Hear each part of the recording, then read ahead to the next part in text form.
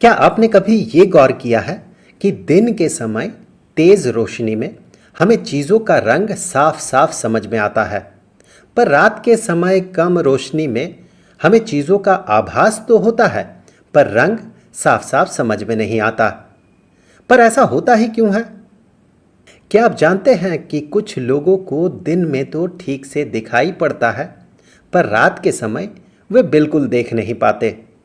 उन्हें ऐसा फल और सब्जी जिनमें विटामिन ए होता है वो खाने के लिए कहा जाता है। पर क्यों? और क्या आप जानते हैं कि कुछ लोगों को सारे रंग दिखाई नहीं पड़ता? उन्हें कलर ब्लाइंड कहा जाता है। पर ऐसा क्यों होता है? इन सब के कारण को जानने के लिए हमें आंखों के काम करने के तरीके के बारे में जानना होगा। तो चलिए आज हम जानेंगे कि हमारी आंखें किन किन पार्ट्स से बनी हुई है और वे काम कैसे करती हैं। जब हम किसी की आंखों को देखते हैं तो हमें आंखों के एक छोटे से हिस्से के सिर्फ बाहरी भाग ही दिखता है, जिसमें एक सफ़ेद और एक रंगीन भाग होता है। इस सफ़ेद भाग को स्क्लेरा और रंगीन भाग को आइरिस कहा जाता है।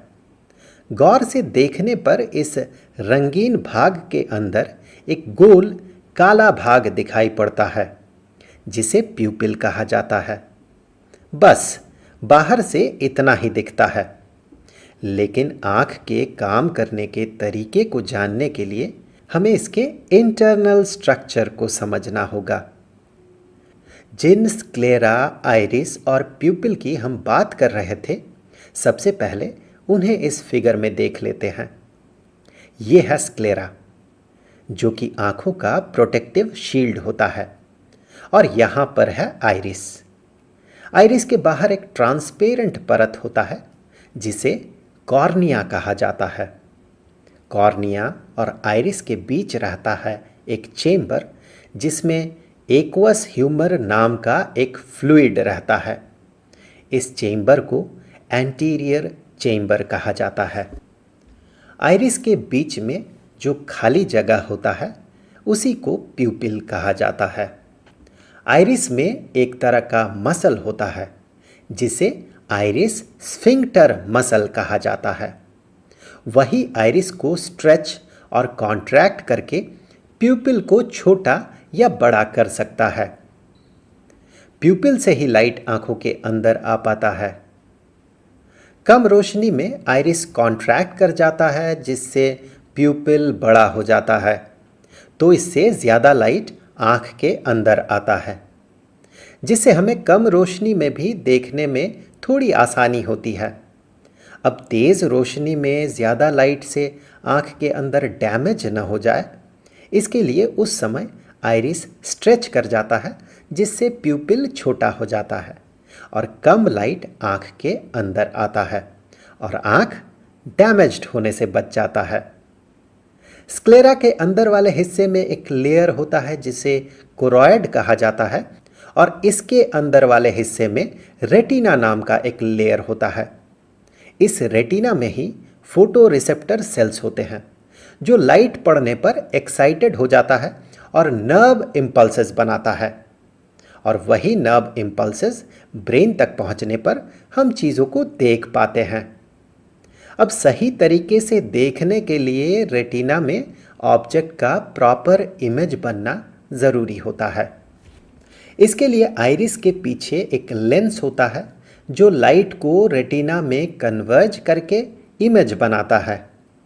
लेंस सस्पेंसरी लिगामेंट के माध्यम से सिलियरी बॉडी नाम के मसल से जुड़ा हुआ होता है।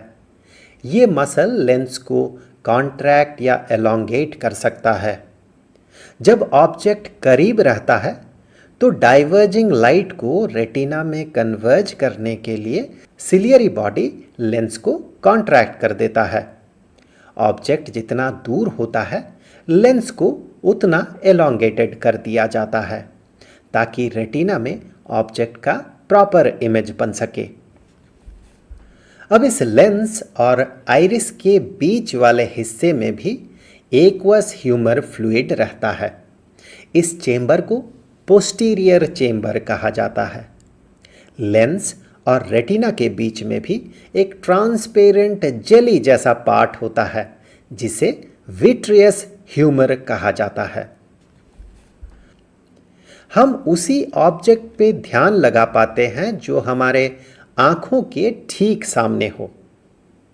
चलिए सिचुएशन को बेहतर समझने के लिए उस ऑब्जेक्ट को जो आंखों के ठीक सामने होता हो उसे सेंट्रल ऑब्जेक्ट नाम देते हैं। वैसे सेंट्रल ऑब्जेक्ट के आसपास के ऑब्जेक्ट्स भी हमें दिखता है, पर उतना साफ नहीं दिखता।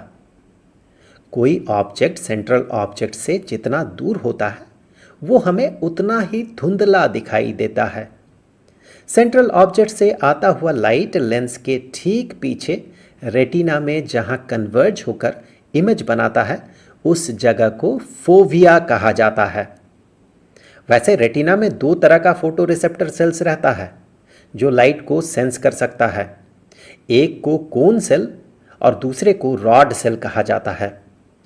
कोन सेल ऐसा सेल होता है जो कि तेज रोशनी में रंग की पहचान कर सकता है और रॉड सेल ऐसा सेल होता है जो कि धीमी रोशनी को डिटेक्ट कर पाता है पर रंग के बिना। फोविया में कोन सेल बहुत ज्यादा डेंसिटी में रहता है। फोविया से दूर इसका डेंसिटी घटते जाता है। इसी के कारण सेंट्रल ऑब्जेक्ट का रंग हमें साफ साफ समझ में आता है, जबकि उससे दूर के ऑब्जेक्ट हमें धुंधला दिखाई देता है। जब सैकड़ों फोटॉन किसी कोन सेल में इंसिडेंट करता है तब जाकर वो एक्टिवेटेड होता है। इसीलिए कम रोशनी में वो काम नहीं कर पाता। पर सिर्फ एक ही फोटॉन से रॉड सेल एक्टिवेटेड हो जाता है, पर वो रंग की पहचान नहीं कर पाता। इसीलिए कम रोशनी में हम रॉड सेल के मदद से चीज़ों को देख तो पाते हैं पर रंग समझ नहीं आता। लाइट सेंस करने के लिए रॉड सेल में रोडोप्सिन नाम का एक प्रोटीन रहता है जिसका एक कंपोनेंट विटामिन ए से बनता है। इसीलिए शरीर में विटामिन ए के कमी होने पर नाइट ब्लाइंडनेस होता है, जिससे रात के वक्त कम रोशनी में बिल्कुल नहीं दिखता है। जबकि कोन सेल तीन तरह का होता है। एक में होता है blue sensitive obscene protein OPN1SW जो कि ब्लू कलर के लाइट यानी कि छोटे वेवलेंथ के लाइट को डिटेक्ट कर पाता है। यहाँ पर OPN ऑप्सिन के लिए और SW है शॉर्ट वेव का शॉर्ट फॉर्म। दूसरे में होता है ग्रीन सेंसिटिव ऑप्सिन OPN1MW जो कि ग्रीन कलर के लाइट यानी कि मीडियम वेवलेंथ के लाइट को सेंस कर पाता है। यहाँ MW मीडियम वेव का शॉर्ट फॉर्म है। और तीसरे में होता है रेड सेंसिटिव ऑप्सिन OPN1LW जो कि रेड कलर के लाइट यानी कि लॉन्ग वेवलेंथ के लाइट को सेंस कर पाता है। यहाँ LW लॉन्ग वेव का शॉर्ट फॉर्म है। जिस वेवलेंथ का लाइट रेटिना में इंसिडेंट करता है वैसा ऑप्सिन एक्टिवेटेड होता है। इसी से हम नीला, हरा और लाल रंग देख पाते हैं। और बाकी सारे रंग उन्हें हम कैसे देख पाते हैं? उस समय एक से ज़्यादा तरह का ऑप्सिन एक्टिवेटेड होता है।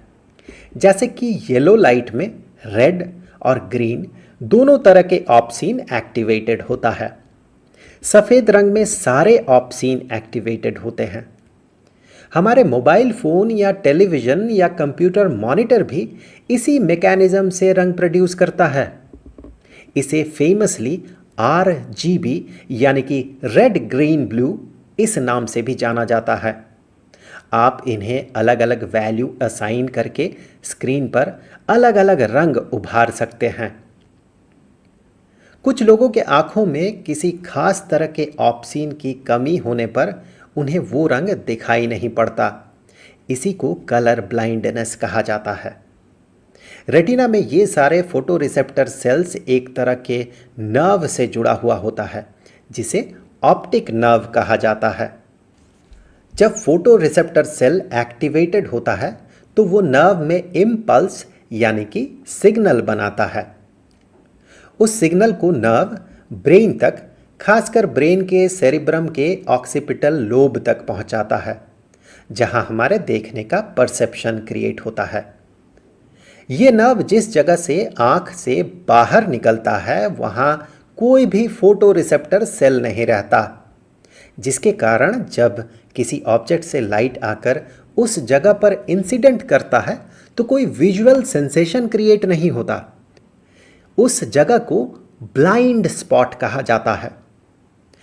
आप अपने ब्लाइंड स्पॉट को बड़े आसानी से डिटेक्ट कर सकते हैं। आप किसी भी एक आंख को बंद कीजिए, खुली आंख से बीच वाले इस डॉट को देखिए। अब बीच वाले इस डॉट से ध्यान हटाए बिना अपने स्क्रीन को धीरे धीरे अपने करीब लाइए, या फिर आप स्क्रीन के करीब जाते जाइए। अचानक एक समय आप पाएंगे कि एक डॉट गायब हो जाएगा। अगर आप बाईं आंख बंद करके दाहिनी आंख से देख रहे हैं तो दाहिना डॉट गायब होगा, और अगर आप दाहिनी आंख को बंद करके बाईं आंख से देख रहे हैं तो बायां डॉट गायब होगा। मेरे पर्सनल एक्सपीरियंस से कहूं तो पहली बार में लगभग 60% लोग इस एक्सपेरिमेंट को सक्सेसफुली नहीं कर पाते हैं। अगर आप उनमें से हो तो आप चिंतित न हो, इसे फिर से एक बार दोहराएं। और अगर आप इस एक्सपेरिमेंट को सक्सेसफुली कर पाए हों तो अपना एक्सपीरियंस ज़रूर से शेयर करें, इससे आपके बाकी दोस्तों को कॉन्फिडेंस मिलेगा। तो वापस आते हैं टॉपिक पर। ऐसा इसलिए होता है क्योंकि उस समय एक डॉट से आता हुआ लाइट ब्लाइंड स्पॉट पर पड़ रहा है, जिससे उसका कोई भी विजुअल सेंसेशन क्रिएट नहीं हो पा रहा है और हमें वो स्पॉट दिख नहीं रहा है। जिस जगह से ऑप्टिक नर्व आंख से बाहर निकलता है वहीं से कुछ ब्लड वेसल्स, जिन्हें रेटिनल ब्लड वेसल्स कहा जाता है, वो अंदर आता है। इनसे रेटिना को और आंख के बाकी अंदरूनी हिस्सों को ज़रूरी न्यूट्रिएंट्स और ऑक्सीजन मिलता है। तो ऐसे हमारी आंखें काम करती है। अब अगर ऐसे ही किसी दूसरे ऑर्गन के बारे में आपको जानने का मन कर रहा हो तो आप कमेंट करके मुझे बताइएगा, मेरी पूरी कोशिश रहेगी। वैसे कान का वर्किंग भी बड़ा इंटरेस्टिंग है। क्या आप जानते हैं कि कान कैसे काम करता है?